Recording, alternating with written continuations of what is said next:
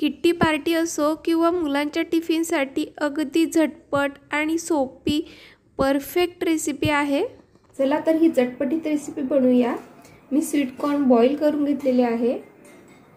त्यात मी 1 वाटी घालते उकडलेला बटाटा, अर्धा वाटी कांदा, आलं लसूण पेस्ट, धने जिरे पूड, चाट मसाला, तिखट, गरम मसाला आणि कोथिंबीर। चवीनुसार मीठ घालायचं आपल्याला यात। आता हे मिश्रण छान एकजीव करून घ्यायचं आहे आपल्याला।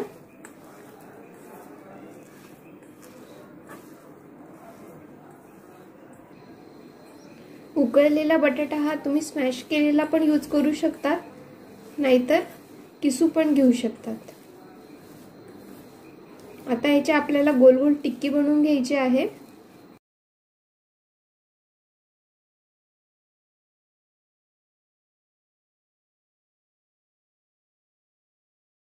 कॉर्न टिक्की ही मी शॅलो फ्राय करणार आहे। तुम्ही डीप फ्राय पण करू शकतात, तुमच्यावर डिपेंड आहे।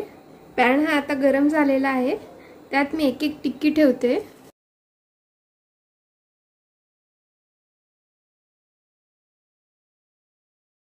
टिक्की आता ठेवून त्यावरून झाकण झाकून द्यायचंय, म्हणजे त्या थोड्या वाफून जातील। ऑलरेडी आपला बटाटा कॉर्न हे बॉईल केलेला आहे, सो त्यामुळे टिक्की बनवायला काही जास्त फारसा वेळ लागणार नाहीये।